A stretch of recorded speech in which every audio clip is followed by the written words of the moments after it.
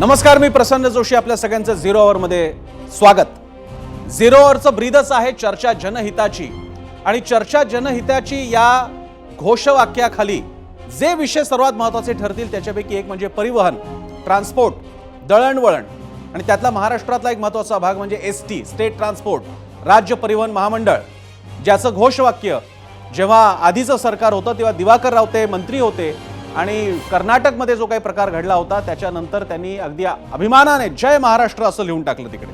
त्याने एसटीच्या व्यवस्थेत काय फरक पडला याची कल्पना नाही, मात्र एक घोषवाक्य दिल्यामुळे सगळ्यांना आनंद मात्र झाला.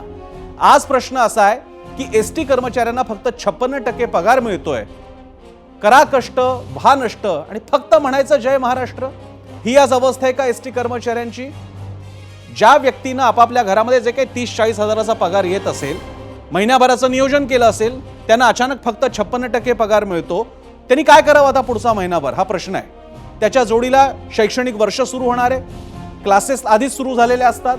अशा परिस्थितीमध्ये हे पहिल्यांदाच होणार आहे का यापुढे सुद्धा असा प्रकार होणार आहे? आणि त्याहून महत्त्वाचं म्हणजे एसटी कर्मचारी तर जरा जात्यात दिसत आहेत, अजून पुढचा वेतन आयोग यायचा आहे, अजून लाडकी बहिणीचा 2100चा हप्ता आहे. सरकार हे सगळं कसं करणार आहे? आणि हा सगळा प्रश्न घेऊन आजचा झिरो आवर असेल, आणि तो असेल चर्चा जनहिताची. यासाठीच आपण जाऊयात माझा पोल सेंटरला. आजचा जो प्रश्न मी विचारलेला आहे तो कोणता आहे तो आधी जाणून घेऊया, त्यानंतर आपण आपल्या सगळ्या मान्यवरांकडे जाणार आहोत. आकर्षक योजनांचा पाऊस पाडणाऱ्या सरकारनं एसटी कर्मचाऱ्यांना फक्त 56%च पगार देणं पटतं का?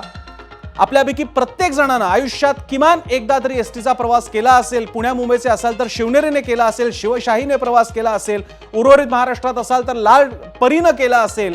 या आपल्या एसटीच्या सगळ्या बांधवांना 56% पगार आलेला आहे. हे आपल्याला पटतं का? हा प्रश्न आपल्याला स्वतःला विचारायचा आहे आणि याचं उत्तर द्यायचं आहे या आमच्या पोलला. आमच्या एक्स, फेसबुक, इंस्टाग्राम आणि यूट्यूबवरती जाऊन तुम्ही या प्रश्नाचं उत्तर देऊ शकता. लक्षात घ्या, आजचा हा प्रश्न कुठले तरी खळबळजनक राजकीय चर्चा नाहीये. तुमच्या आमच्या सारखेचे आपले एसटीचे बांधव आहे, ज्यांच्यामुळे महाराष्ट्राचा गाडा हाकला जातो, रस्त्यावरती लाल परी धावते. म्हणून शब्दशः महाराष्ट्राचं रक्ताच्या त्या धमन्याच आहेत. लाल डबे म्हणजे खरंच रक्त येते, आणि त्यांना जर का आपण असं वंचित ठेवणार असू पगारापासून तर ती मोठी गोष्ट आहे. आपल्यापैकी अनेकांना कल्पना असेल, पगारामध्ये थोडासा तुमचा एखादा टॅक्स जास्त कट झाला किंवा चुकून काहीतरी एखाद्या हेडखाली जास्तचा पगार गेला, अगदी 500 रुपये जरी गेला तरी लगेच आपण चौकशा करायला HR कडे जातो. या एसटी कर्मचाऱ्यांनी काय करायचं?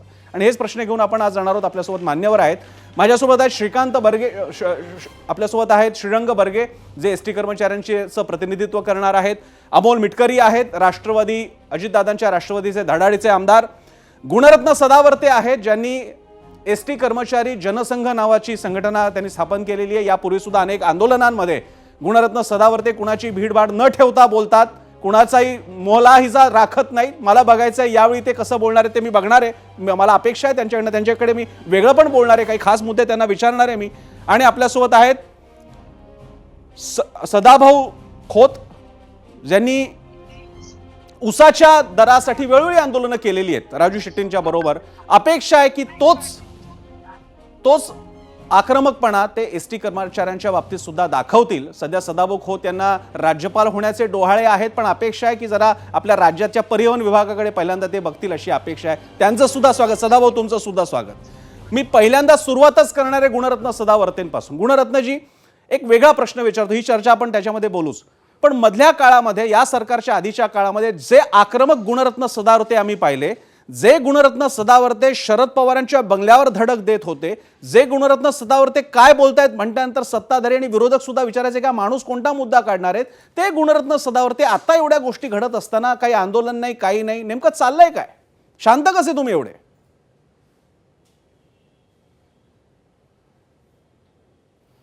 जय श्रीराम, जय संविधान. आणि कष्टकरी जनसंघाच्या वतीनं आपल्याला मुद्दा मांडताना आपण जो प्रश्न विचारला त्याला थेट उत्तर देतो.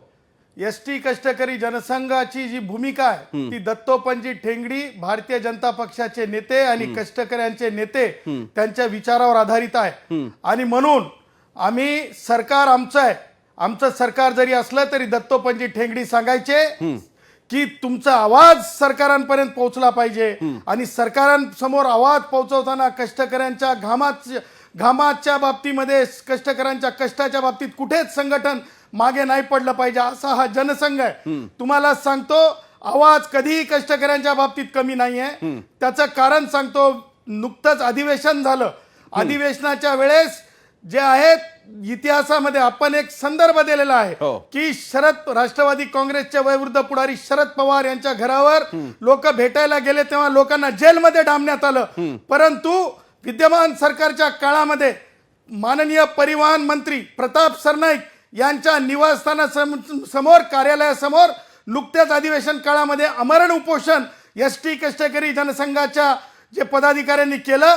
आणि तुम्हाला सांगतो सन्माननीय उपमुख्यमंत्री अजितदादा पवार आणि परिवहन मंत्री आम्ही तिघजण एकमेकाला बोललो आणि अजितदादांनी तातडीने जे आहे निधीची व्यवस्था केली होती. आजही तुम्हाला सांगतो कष्टकऱ्यांच्या पगार कपातीवर आम्ही नाराज आहोत. आम्ही आनंदी नाहीत.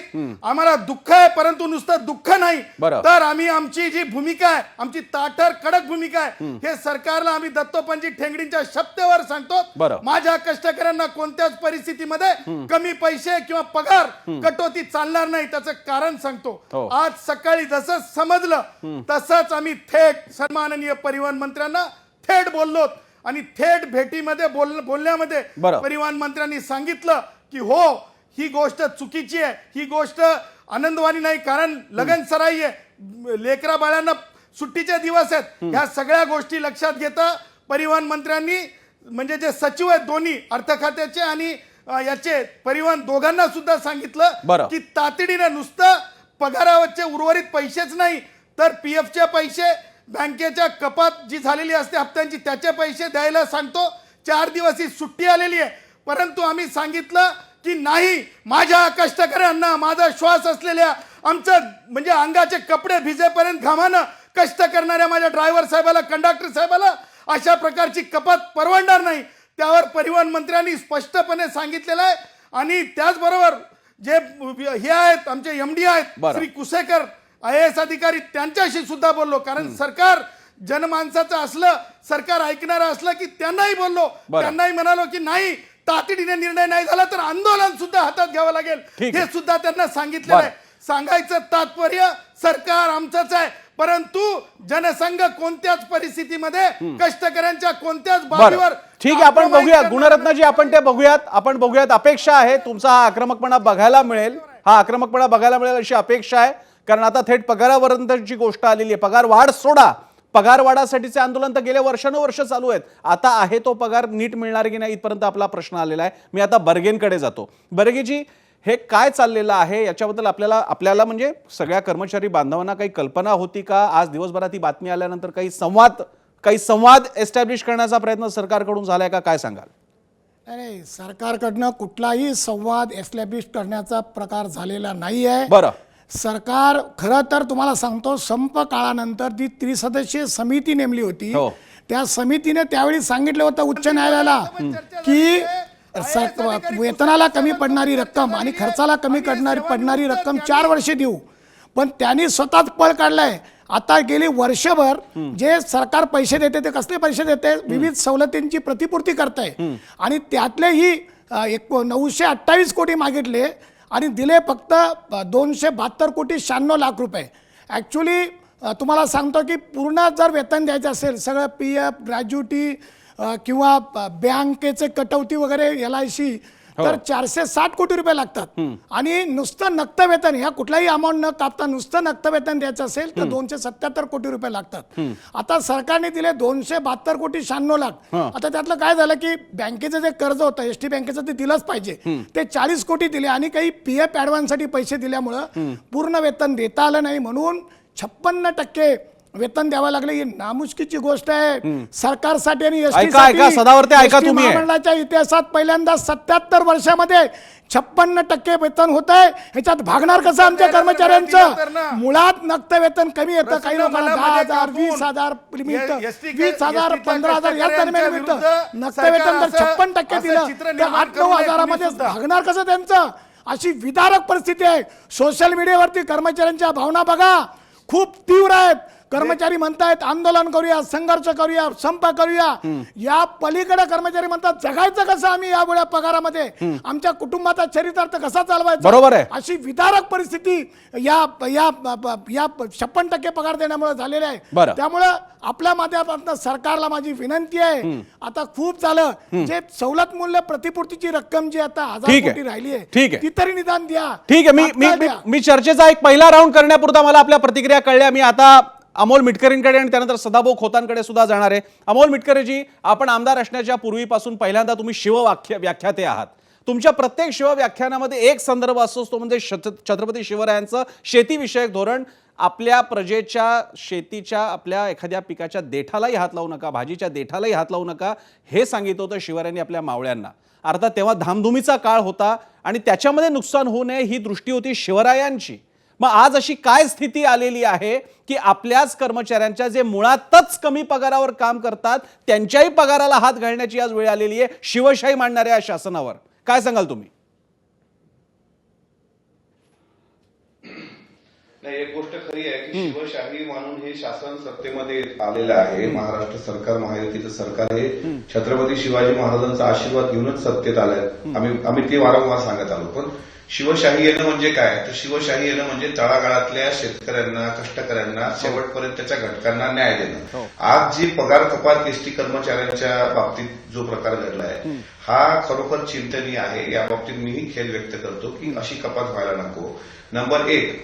दुसरं असं आहे की एसटी महामंडळाच्या निर्णयावर राजकीय हस्तक्षेप जे काही वारंवार याच्यामध्ये एसटी कर्मचाऱ्यांच्या सगळ्या घडामोडीमध्ये ज्यावेळेस राजकीय हस्तक्षेप येतो ना त्यावेळेस मात्र मूळ मुद्द्याला बगल दिली जाते. अगदी तुटपुंज्या वेतनावर एसटीचे ड्रायव्हर असतील, एसटीचे कंडक्टर असतील, एसटीचे कर्मचारी असतील, अगदी तुटपुंज्या वेतनावर काम करताना दिसतात. त्या तुलनेमध्ये जो असा एक वर्ग आहे, दुसरा वर्ग म्हणजे मला तर खरं वाटतं की शेतकरी वर्ग असेल, आपला एसटी कर्मचारी बांधव असेल किंवा पोलीस बांधव असेल, हे 3 घटक प्रचंड मेहनत करतात. त्या तुलनेमध्ये इतर घटकांमध्ये जर तुम्ही बघितलं तर गललठ्ठ पगार घेतलेली लोक एसीमध्ये दिवसभर बसलेली असतात. हा आर्थिक विरोधाभास आहे. अगदी 2 दिवसांवर डॉक्टर बाबासाहेब आंबेडकरांची जयंती आपण सर्वजण साजरी करणार आहोत. शिवरायाची किंवा बाबासाहेबांची जयंती साजरी करणं म्हणजे नेमकं काय, तर आर्थिक विषमता दूर करून आर्थिक समता आणण्याचा त्यांचा प्रामाणिक प्रयत्न होता. सरकार म्हणून सरकारचं हे काम असतं शेवटच्या घटकांपर्यंत न्याय द्यायला. पण हे राजकीय हस्तक्षेप या क्षेत्रात वाढू लागले आणि त्याच्यामुळे ज्या काही कामाच्या वेळा असतात, कामाचे ताण असतात, त्यांना चुटपुंजा पगार असतो. आणि हे मात्र खरं आहे की आता एसटी कर्मचाऱ्यांच्या समोरचा सर्वात महत्वाचा प्रश्न आहे त्यांच्या मुलांच्या शिक्षणाचा. हा विषय अत्यंत भावनिक आहे. हा राजकीय विषय असू शकत नाही. माझ्या माहितीप्रमाणे एसटी हा विषय राजकीय केल्यापेक्षा तो भावनिक विषय आहे. तुम्ही जे मग निवेदन करताना बोललात ना की हे लाल रक्त जे एसटी जे लालपरी धावते रस्त्यांवरती, वाहिनी आहे आपल्या महाराष्ट्राची, ते लाल रक्त आपल्या प्रत्येकाच्या शरीरामध्ये आहे. त्यामुळे त्यांच्या मागण्या रास्त आहेत. आता एसटीचे प्रमुख म्हणून जे बोललेत ना त्यांच्या मताशी मी सहमत आहे. मात्र सरकार म्हणून सुद्धा सरकारने कुठं या बाबतीत अन्याय करू नये असं सरकारमध्ये असताना आम्ही वारंवार मांडत आलेलो आहोत. आणि आम्हाला विश्वास आहे की सरकार या घटकाला न्याय देण्यासाठी कटिबद्ध आहे. मिटकरीजी, आम्हाला अपेक्षा आहे, अमोल मिटकरी आम्ही बघितलेले आहेत की आपल्या नेत्याच्या खांद्यावर कोणी हात ठेवला तर प्रसंगी टीका सहन करून सुद्धा टिप्पणी करणारे अमोल मिटकरी आम्ही पाहिलेले आहेत. अपेक्षा आहेत हायच धाडस खंबीरपणे तुम्ही दाखवाल की हे कोणते प्रशासकीय अधिकारी होते की ज्यांनी हा निर्णय घेतला. केवळ काहीतरी फंडिंगची एक अरेंजमेंट करण्यासाठी असेल त्यांच्या बाजूला, त्यांना तिकडे एसीत बसून फक्त एक सँक्शनचं सही करायची असते. पगार कमी झाले त्या सामान्य लोकांना की ज्यांना माहित नाही उरलेला महिना कसा काढायचा आहे. मी सदाभाऊ खोतांकडे जातो. सदाभाऊ खोत हे जसे भाजपमध्ये संकटमोचक गिरीश महाजन आहेत असं मानलं जातं, पण आणखी एक संकटमोचक आहे ते म्हणजे सदाभाऊ खोत. शेतकऱ्यांचा आंदोलनाचा मुद्दा असेल, अचानक काहीतरी आरक्षणाच्या मुद्द्यावरनं एकदम तणाव तयार झाला असेल, अशा ठिकाणी भाजपला डिफेंड करणारे सदाभाऊ खोत असतात. त्यांची स्वतःची संघटना वेगळी, त्यांना काय मिळालं मला कल्पना नाही. दरवेळी ते म्हणत असतात, ते अनेकदा म्हणतात सुद्धा, वेदना बोलून दाखवतात, सगळ्यांचं झालं आमचं कधी होणार. सदाभाऊ खोत तुमचं तर होईलच, पण एसटी कर्मचाऱ्यांचा तोंडचा घास हिरावला जातोय. माझा आपल्याला प्रश्न आहे, आपण काय करणार आहात? प्रसादजी, पहिल्यांदा मी आपल्याला धन्यवाद देतो की कष्टकऱ्यांच्या प्रश्नावर निश्चितपणानं आपल्या माध्यमातून, एबीपीच्या माध्यमातून एक दिलासा देण्याचं काम आपण केलेलं आहे. आणि निश्चितपणानं सर्व एसटी कर्मचाऱ्यांना मी आश्वासित करतो की आपण चिंता अजिबात करू नका, आम्ही सगळे तुमच्या सोबत आहोत. प्रसाद, एक गोष्ट लक्षात घेतली पाहिजे आपण की 27 मार्च 2025 रोजी शासनानं एसटी कर्मचाऱ्यांचा पगार भागवण्यासाठी 272 कोटी रुपये दिले. बरं. सर्वसाधारणपणे सगळं कटोती होऊन कर्मचाऱ्यांच्या पगाराला लागतात 290 कोटी. दररोजचे पैसे प्रवाशांच्या माध्यमातून इतर माध्यमातून तर जमा होत असतात आणि अधिकाऱ्यांचं काम होतं की पहिल्यांदा एसटी कर्मचाऱ्यांचा पगार भागवणं आणि इतर देणे देणे. परंतु अधिकाऱ्यांनी तसं न करता इतर देणी दिली, काय आपण करारावर घेतलेल्या गाड्या आहेत त्यांची देणी दिली. आणि मग हे लक्षात आल्यानंतर माझे सहकारी आमदार गोपीचंदजी पडळकर यांनी एमडीशी संपर्क केला आणि सांगितलं की तुम्ही जेवढी रक्कम आता जवळ आहे तेवढी तातडीनं कर्मचाऱ्यांच्या खात्यावरती जमा करा. सरकारनं मात्र आपलं दायित्व 100% त्या ठिकाणी देण्याचा प्रयत्न केलेला होता. परंतु वर्षानुवर्ष रिटायर झाल्यानंतर सुद्धा काही अधिकारी तिथं एसटीच्या खुर्चीवर बोट टेकून बसलेले आहेत. या अधिकाऱ्यांची पहिल्यांदा निश्चितपणानं हकलपट्टी करावी लागेल. जे अधिकारी 5-5 वर्ष त्या खुर्च्या उभवत आहेत अशांना सुद्धा त्या बाजूला सरावं लागेल. आणि एसटीचे जे आता परिवहन मंत्री आहेत प्रताप सरनाईक यांनाही मी धन्यवाद देतो की त्यांच्यावर आमची सविस्तर एसटी कर्मचाऱ्यांच्या संदर्भात बैठक झाली. नवीन गाड्या महाराष्ट्रामध्ये देण्याचा निर्णय. सदाभाऊ कसं झालंय माहितीये का सदाभाऊ, मला जे तुमची जुनी आंदोलन असायची ना की बैठकीवर बैठका व्हायच्या आणि नंतर कारखानदारांकडनं एक यायचं, कारखानदार तुम्ही शरद पवार तेव्हा सत्तेत असताना राष्ट्रवादी काँग्रेस सगळे एकत्र बसायचे साखर संकुलला पुण्यामध्ये आणि बैठकीची पहिली फेरी दुसरी फेरी त्यानंतर हप्ता ठरणार आणि मग तो देणार. माझा आपल्याला प्रश्न आहे जो उर्वरित पगार आहे तो मिळणार आहे की नाही, का साधा प्रश्न आहे. आज आश्वासन तुम्ही टीव्हीवर देऊ शकता का की पुढच्या आठवड्याभरात उरलेला पगार मिळणार? राहिलेला पगार तर मिळणारच, परंतु ज्या अधिकाऱ्यांनी हे पैसे पगारासाठी वापरायला पाहिजे होतं ज्यांनी पाठवलेले नाहीत त्यांना निश्चितपणानं त्यांच्या बाबतीमध्ये सुद्धा कठोर निर्णय घ्यावा हे सरकारला आम्ही सांगू. आणि आदरणीय एकनाथ शिंदे साहेब आमचे त्यांनी सुद्धा मंगळवारी एमडीला सांगितलं राहिलेला पगार कर्मचाऱ्यांचा करून टाका. आणि हे देवाभावचं सरकार आहे. निश्चितपणानं या ठिकाणी आम्ही कामगारांच्या बाबतीमध्ये संवेदनशील आहोत आणि चांगला निर्णय प्रसाद भाऊ घेतला जाईल. मला कोणत्याही कामगाराला नैराश्यामध्ये राहू नका हे आपल्या माध्यमातून सांगायचं आहे. सदाभाऊ नैराश्य तर मूळचं आहेच, ते कमी होतं की काय ते ही बातमी आली. नैराश्य मूळचं कोणकोणतं आहे? कंत्राटी भरती, नैराश्य कोणतं आहे? न भरलेल्या जागा, नैराश्य कोणतं आहे? कमी पगार, नैराश्य कोणतं आहे? एसटी महामंडळावरती जे सरकारी आणि केवळ स्वतःच्या सोयीसाठी माणूस नेमला जातो ते नैराश्य. असे अनेक नैराश्य असताना ते कमी म्हणून की काय आता पगार कमी झाला हा मुद्दा होता. मी सुषमा अंधारेंकडे जातो. शिवसेनेच्या नेत्या आणि प्रवक्त्या आहेत. सुषमाजी सगळा विषय आपल्या समोर आहे. प्रश्न असा आहे की जे मुळातच अंडरपेड आहेत, लक्षात घेऊया आपण, आधीचाच पगार त्यांचा काही फार ग्रेट नाहीये, त्यांना 8वा 9वा 10वा वेतन आयोग वगैरे काही नसतो, त्यांच्या सुद्धा पगारात 56% त्यांना पगार मिळालेला आहे. या 56% काय करायचं? 56चा आकडा काही माहितीची पाठ सोडत नाही कडे, काही झालं तरी 56 सारखं फार येत राहते. मी आभार मानते आपले की या चर्चेत आपण सदाभाऊंना निमंत्रित केलंय, कारण सदाभाऊ या आंदोलनामध्ये प्रत्यक्ष सहभागी किंबहुना आंदोलनाचे प्रवर्तक होते. आता त्यांनी जी आकडेवारी सांगितली त्या आकडेवारीत ते म्हणाले की एसटी कर्मचाऱ्यांना 27 मार्च 2025 ला 290 कोटी रुपये आम्ही दिले पाहिजेत किंवा ते मंजूर झालेले आहेत. मात्र बसेसचे पैसे आधी दिलेत अधिकाऱ्यांनी. आता सदाभाऊ, मला आपल्याला नम्रतेने प्रश्न विचारायचा आहे, तुमची धाकटी बहीण म्हणून तुम्हाला प्रश्न विचारायचा आहे. तुम्ही एकीकडं प्रताप सरनाईक फार चांगले मंत्री आहेत असं सांगताय, शिंदे साहेब आदेश काढतील असं सांगताय आणि तुम्ही अधिकाऱ्यांवर ढकलताय. पण सदाभाऊ, हे सगळे अधिकारी देवाभाऊंनी नेमलेत आणि एसटी महामंडळावर या अधिकाऱ्यांची IAS अधिकाऱ्यांची वर्णी लावताना प्रताप सरनाईक कमालीचे नाराज होते. प्रताप सरनाईकांनी एका अर्थाने तुम्ही आमच्यावर वॉच ठेवायला अधिकारी नेमलेत का अशी सुद्धा ती चर्चा झालेली होती. विशेष म्हणजे त्यांच्या बस खरेदीच्या निर्णयाला स्थगिती देण्याचा प्रयत्न सुद्धा देवाभाऊंकडून झाला.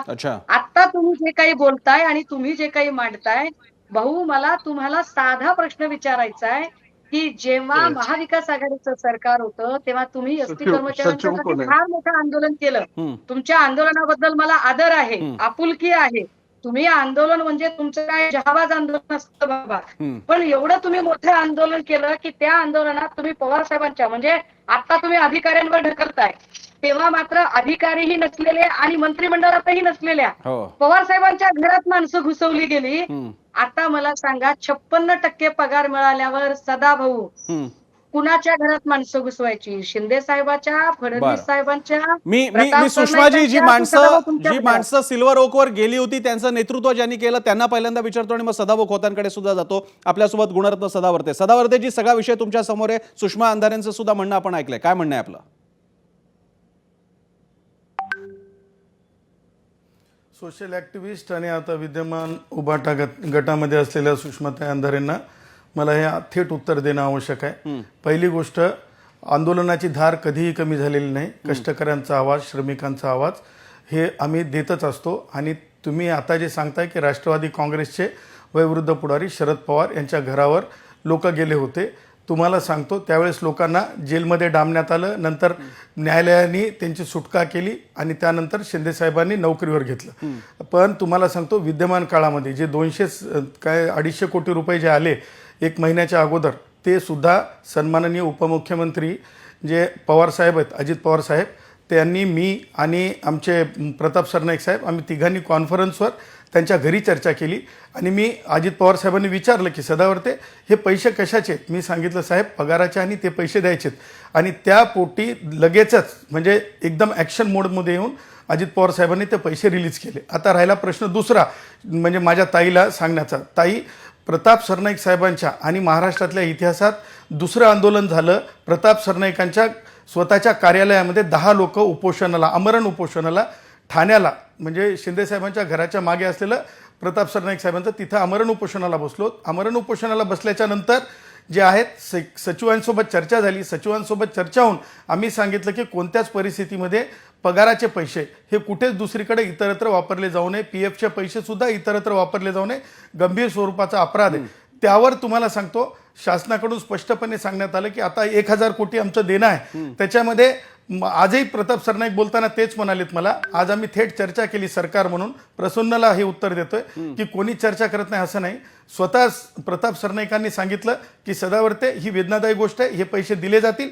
मुद्दा असा होता की ते म्हणले मी अजितदादांना बोलतो, मी सांगतो मी अजितदादांना बोलतो, पण आज ह्याच्यासाठी बोललो नाही. अजितदादांच्या इथं कौटुंबिक कार्यक्रम आहे. मी आज सन्मान्य जे आमदार आमचे मिटकरी साहेब आहेत, मी त्यांनाही एक विनंती करतो की त्यांनी अजितदादांना एक शब्द टाकावा. मुद्दा 1000 कोटीचा आहे. 1000 कोटी शासनासाठी मोठी गोष्ट नाही आहे. आणि नाही दिलं तर आमचे सगळ्यांचेच, मग सदाभाऊने आंदोलन करावं, मिटकरींनी आंदोलन करावं, आम्ही आंदोलन करावं आणि सुषमाताईंनी पाठिंबा द्यावा. आंदोलन कोणी सुद्धा मॅन केलेले नाहीत आणि कधी मॅन केले पण आंदोलन करणार कुठे? चळवळीचे. त्याच्यामुळे सदावर्तेजी आंदोलन करणार कुठे? आता तर सिल्वर ओकवर पण करून उपयोग नाही. देवेंद्रजी मुख्यमंत्री आहेत का? केलं ना. आम्ही आमरण उपोषणाला बसलो होतो ना. आत्ताची गोष्ट, Prasoon try to take a information from your reporter, की आम्ही आत्ता अधिवेशनाच्या काळात 10 लोक माझे प्रताप सरनाईकांच्या स्वतःच्या ठाणे येथील ऑफिस कार्यालयामध्ये आमरण उपोषणाला बसले होते.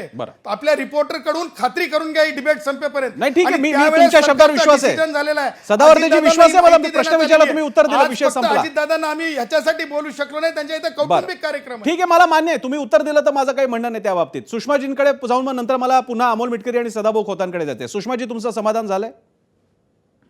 नाही, माझं समाधान नाही झालं. माझे काही मुद्दे तसेच राहिले की आंदोलन आता कुठे करायचं, कुणाच्या घरात घुसायचं हे राहिलं. दुसरं असं की अधिकाऱ्यांना, जेव्हा अधिकाऱ्यांच्या नावे आता बिल फाडलं जाते, तर हे सगळे अधिकारी हे फडणवीस साहेबांनी नेमलेले.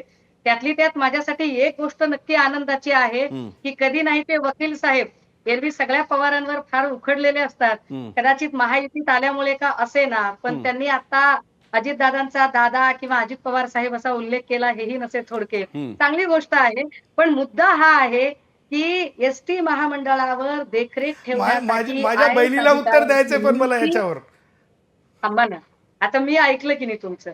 एसटी महामंडळावर देखरेख ठेवण्यासाठी IAS अधिकाऱ्यांची नियुक्तीची गरज नाही असं जेव्हा शिंदे गट आणि प्रताप सरनाईक सांगत होते, तेव्हा आम्ही IAS अधिकारी नेमणारच. एक कमी होता म्हणून की काय दुसरा अधिकारी नेमायचा परत फडणवीस साहेबांनी घाट घातला. मला सदाभाऊंना आणि वकील साहेबांना दोघांनाही नम्रतेने प्रश्न विचारायचा आहे. जितक्या ताकदीने तुम्ही राष्ट्रवादी काँग्रेसचे वयोवृद्ध पुढारी वगैरे असे उल्लेख करायचा, आता तितक्याच ताकदीने अधिकाऱ्यांवर बिल फाडत असाल आणि अधिकारी फडणवीसांनी नेमलेले आहेत, तर काय तुम्ही आता देवेंद्रजींना इतक्या ताकदीने आणि ज्या भाषेत तुम्ही तेव्हा जाब विचारत होतात त्याच भाषेमध्ये जाब विचारणार आहात का? आणि असे अधिकारी ज्यांना तुम्ही हाकलून द्यायला पाहिजे असं सदाभाऊ म्हणत आहात, हे अधिकारी, याचा अर्थ असा आहे की देवेंद्रजींनी अभ्यास केला नाही, विचार केला नाही, देवेंद्रजींनी नेमलेल्या देवेंद्रजींच्या निर्णयावर तुम्ही खुश नाही आहात. मग तुम्ही का सहन करताय? म्हणजे सदाभाऊ, तुम्ही इतकं सहन केलं तरी तुम्हाला अक्षरशः फक्त तोफेच्या तोंडी दिलं तुम्हाला आणि पडळकरांना, पण मंत्रिमंडळाच्या वेळेला मात्र त्यांनी तुम्हाला अजिबात सोबत घेतलं नाही, तुमचा विचार केला नाही, तुम्हाला फक्त तुमची इमेज डॅमेज केली. तरीही तुम्ही आता फडणवीसांच्या या चुकीबद्दल बोलणार नाहीत का सदाभाऊ? ठीक, मी सुषमाजी मी ते विचारतो, ते हे थोडेसे पर्सनल प्रश्न होतील, पण ठीक आहे, त्यांना उत्तर द्यायचं असेल तर सदाभाऊ खोत आणि गुणरत्न सदावर ते देऊ शकतात. काही वेळापूर्वी सदाभाऊ खोत यांनी जाहीर केलं होतं, ते आता शासनाकडनं सुद्धा स्पष्ट झालेलं आहे. येत्या मंगळवारी एसटी कर्मचाऱ्यांना उर्वरित पगार मिळणार आहे. एसटी कर्मचाऱ्यांचा उर्वरित 44% पगार मंगळवारी होणार आहे. ही पहिल्यांदा चांगली बातमी या निमित्तानं आपल्याला मिळालेली आहे. या निमित्तानं मी खास करून श्रीरंग बर्गेंचं मी एक अभिनंदन करेन. त्यांच्यासह अन्य संघटनाही असतील त्यांचंही अभिनंदन आहे. अगदी सदावर्तेंची ही संघटना आहे. सगळ्या कर्मचाऱ्यांचा या निमित्तानं आता पाडव्यानंतर अचानक तोंड कडू होतंय की काय अशी स्थिती होती गुढीपाडव्यानंतर, मात्र ती परिस्थिती येत नाहीये. येत्या मंगळवारी तुम्हाला 44% उर्वरित पगार तुम्हाला पुन्हा मिळणार आहे. मी एक प्रतिक्रिया सगळ्यांकडनं घेणार आहे. मी सुरुवात करतो अमोल मिटकरींपासून. अमोलजी. खरं तर एबीपी माझाचं मनापासून आभार की तुमच्या बातमीच्या इम्पॅक्टमुळे का असू देत, राज्य सरकारकडे आम्ही वारंवार पाठपुरावा करतो. मी स्वतः आज बोलण्याचा अर्थमंत्र्यांसोबत म्हणजे अजितदादांसोबत प्रयत्न केला, पण आज कौटुंबिक कार्यक्रम असल्यामुळे त्यांच्याशी बोलणं होऊ शकलं नाही. नंतर त्यांच्या स्वीय सहायकांसोबत मी बोललो तर त्यांनी सांगितलं की सोमवारपर्यंत सलग सुट्या आहेत, म्हणजे सोमवारी बाबासाहेबांची जयंती आहे तोपर्यंत सुट्याच आहेत मंत्रालयाला वगैरे. तर या 2-3 दिवसामध्ये हा उर्वरित पगार होईल. आणि आता ती बातमी आपणच आपल्या चॅनलवर दाखवतात, त्यामुळे एक गोष्ट स्पष्ट आहे की कर्मचाऱ्यांच्या, कष्टकऱ्यांच्या, शेतकऱ्यांच्या पाठीशी हे सरकार खंबीरपणे आहे. मला आजच्या मुद्द्यामध्ये कुठेही चर्चा वेगळ्या पद्धतीने न्यायची नव्हती. मूळ मुद्दा असा होता की अनेक दिवसांपासून जे काही आंदोलन एसटी कर्मचाऱ्यांची झाली किंवा मग सदावर्तेजींचं एका गोष्टीसाठी मग मनापासून कौतुक करावं वाटतं किंवा अभिनंदन करावं वाटतं की प्रताप सरनाईक साहेबांच्या घराच्या समोर आंदोलन करण्याचं धाडस दाखवलं ना. जेव्हा तुम्ही प्रश्न विचारला की आता आंदोलन कुठं करणार, ठीक आहे, सरकारमध्ये जरी आम्ही आहोत, सरकारचे समर्थक जरी आहोत, पण जिथं तळागाळातल्या लोकांच्या प्रश्न येतो म्हणजे अमोल या आंदोलनाचे या सगळ्या पगार, या उर्वरित पगार आंदोलनाचे मॅन ऑफ द मॅच सदावर्तेत असं तुम्ही सूचित करताय. या उर्वरित पगाराच्या आंदोलनाचे मॅन ऑफ द मॅच सदावर्तेत असं तुम्ही सांगू पाहताय.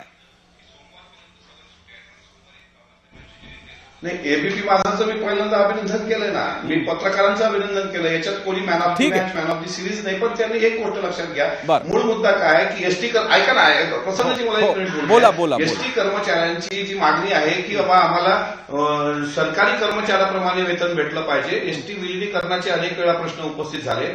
त्यामुळे मला असं वाटतं की आता इथून पुढे सरकार म्हणून सरकारच्या काही जबाबदाऱ्या असतील त्या सरकारमध्ये असताना आम्ही त्यांच्या लक्षात आणून देणं हे आमचं कर्तव्य आहे. ते आम्ही काही उपकार करतो असं नाही. पण एसटी कर्मचाऱ्यांच्या ज्या रास्त मागण्या आहेत की वेतन जे अपुरं भेटतं ते पूर्ण भेटलं पाहिजे, सुविधा, सुरक्षा आणि सरकारी कर्मचाऱ्यांप्रमाणे त्यांना वेतन भेटावं, याकरता आम्ही मात्र रेटून पाठपुरावा करणार. मी असतील सदाभाऊ खोत वरच्या सभागृहाचे सदस्य आहेत, आम्ही सरकारकडे रेटून अमोलजी नक्की खात्री आहे की अमोलजी तुमचा आवाज तिकडे सुद्धा, शिवाजी महाराजांनी शेवटच्या घटकाला तुमचा आधीचा आक्रमक अमोल मिटकरी या निमित्तानं पुन्हा बघायला मिळतील. मी सदाभाऊ खोत आणि गुणरत्न सदावर्तेंकडे जाण्यापूर्वी श्रीरंग बर्गेंकडे मी बराच काळ गेलो नाही. त्यांची मुळात ते कर्मचाऱ्यांचे थेट प्रतिनिधी आहेत. बर्गेजी, समाधान होतंय, जरा एक बरं वाटलं आता, मंगळवारी उर्वरित पगार होतोय तुमचा? नक्की सरकारलाही धन्यवाद आणि एबीपी माझालाही धन्यवाद की मंगळवारपर्यंत वेतन होतंय. पण मला या ठिकाणी एवढंच सांगायचं आहे, हे जे सगळे चर्चेसाठी जे नेते मंडळी आलेत ते मला वाटतं एसटी कर्मचाऱ्यांचे प्रश्न कमी आणि ते राजकारणावरती जास्त बोलतायत. अहो, या पलीकडे मला काय म्हणायचं आहे की सदाभाऊ खोतांसारखा एक आक्रमक चळवळीतला नेता कुठल्या तरी अधिकाऱ्यावर टीका करतायत की त्यांनी केलं म्हणून, म्हणजे या सरकारचं नियंत्रण त्या अधिकाऱ्यावर नाही आहे का, असं मला म्हणायचं आहे. याच्यातून बरेच प्रश्न. हे बघा, तुम्हाला सांगतो प्रसन्नाजी, आमच्या कर्मचाऱ्यांना महागाई भत्ता मिळालेला नाही, तो 46% मिळतो, 53% मिळाला पाहिजे, तो मिळालेला नाही आहे. 2020 ते 2024 2400 जो वेतनाचा फरक आहे वेतनवाढीचा, तो 2418 कोटी रुपये मिळालेला नाही आहे. घर भाडं शासनाप्रमाणे मिळत नाही आहे. हे सगळे, आणि आता वेतन 56% मिळालं म्हणजे कमी मिळालं, हे सगळे प्रश्न सोडून हे राजकारणावरती बोलतायत. मला अजिबात राजकारण, मी सुद्धा एका राजकीय पक्षाचा पदाधिकारी आहे, पण मला त्याच्यावरती बोलायचं नाही. हे ते सगळे मूळ विषयाला बळगा देत आहेत. खरं तर तुम्हाला सांगतो, मुख्य मुद्दा मला या ठिकाणी सांगायचा आहे, जाहीर सांगायचा आहे, की अर्थ खात्यातले जे अधिकारी आहेत ते तोडून पैसे देतात. खास करून ओमप्रकाश गुप्ता, मी नाव घेतो, वारंवार 1 वर्ष त्या ग्रस्तांनी कधीही सवलत मूल्य रक्कम पूर्ण दिलेली नाही. सवलत मूल्य रक्कम हे आमचे पैसे आहेत एस टी महामंडळाचे स्वतःचे, ते का देत नाहीत? 928 कोटी मागितले गेल्या महिन्यामध्ये, त्यातले आले किती? 272 कोटी 96 लाख रुपये. कुठून आणले? आकडा कुठून आणला? आणि मग त्याला मी माहिती घेतली, ते म्हणे बजेटरी प्रोव्हिजन प्रमाणे दिले. अहो, बजेटमधले 312 कोटी रुपये शिल्लक आहेत. मग तुम्ही 277 कोटी कुठून आणले? लक्षात घ्या.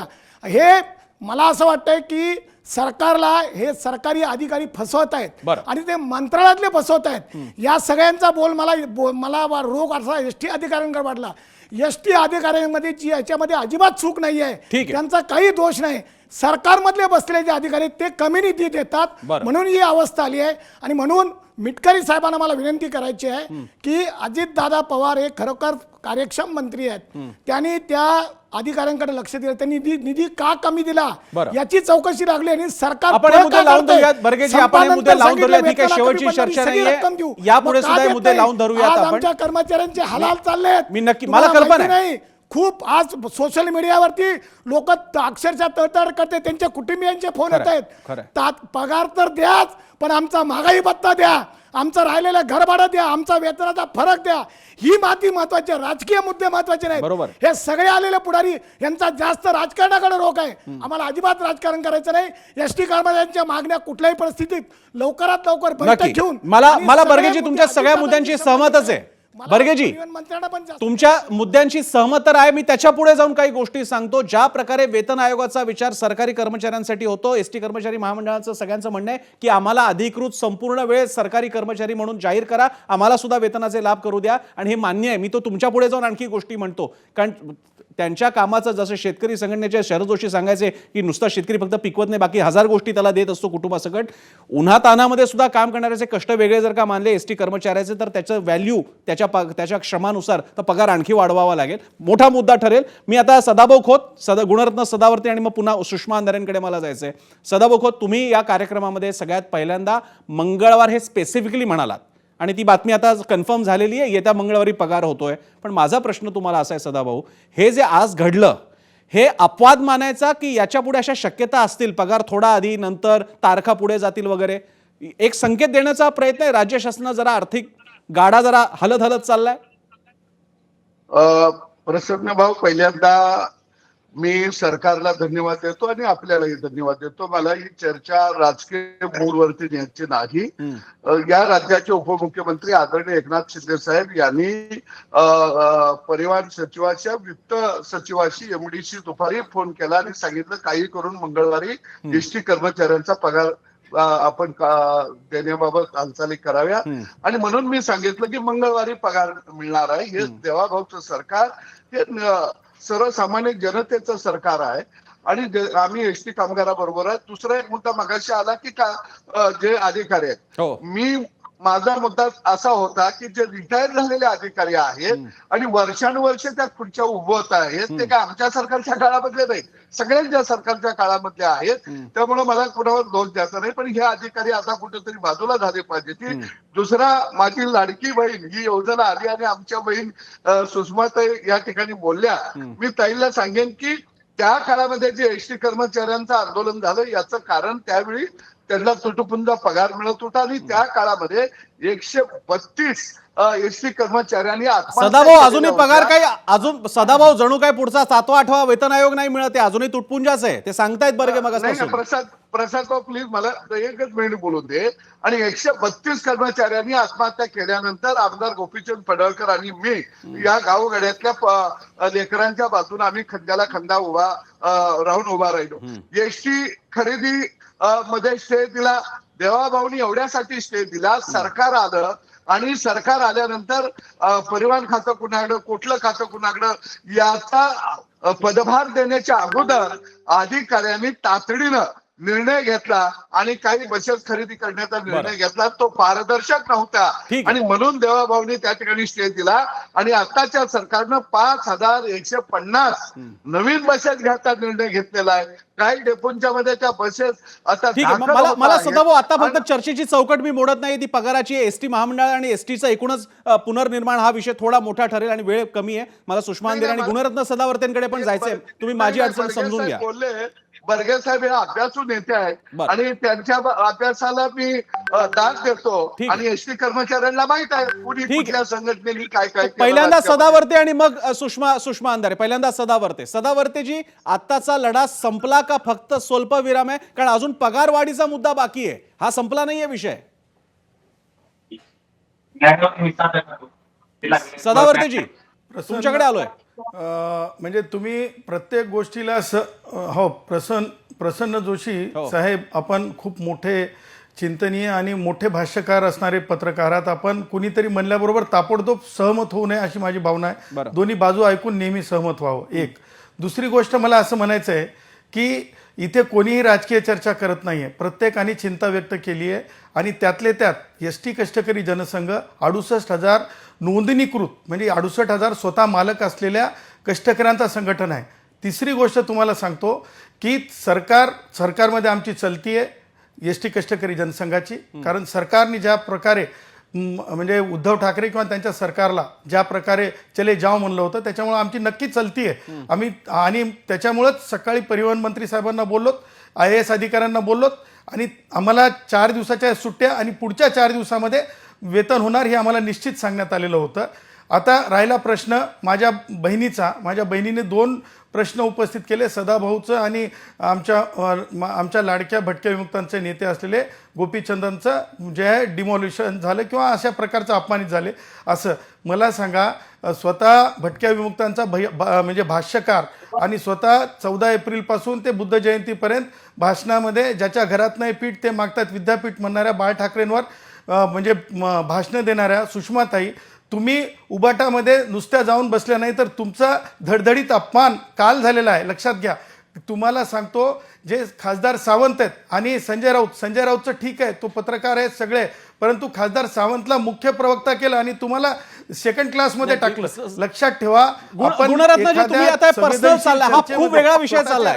गुणरत्नजी, हा पूर्ण वेगळा विषय चाललेला आहे. प्लीज तुम्ही एसटी पुरता बोला. हे आता तुम्ही आता मग यांनी काय बोलले आणि मग त्यांना कोणतं पद मिळालं आणि तुम्हाला मंत्रिपद का दिलं की मिळालं? कसं काय प्रसन्न जोशीला वेगळा विषय वाटायला लागला? उत्तर देऊ द्या ना. तुम्ही प्रसन्न, एसटी बद्दल बोला उत्तर ना, देऊ त्यांना द्या ना. कोणतं त्यांनी पद माझ्या मिळालं? हा गोपीचंद चर्चेची बद्दल चौकट बोलल्यात. नाहीये ना, मला उत्तर गुणरत्नजी. द्यावं लागेल ना. माझा गोपीचंद आहे, भटक्या विमुक्ताचा गोपीचंद आहे. नाही, नाही, गोपीचंद, त्यांना चौकट नाही का? त्यांना मोकळी काय का?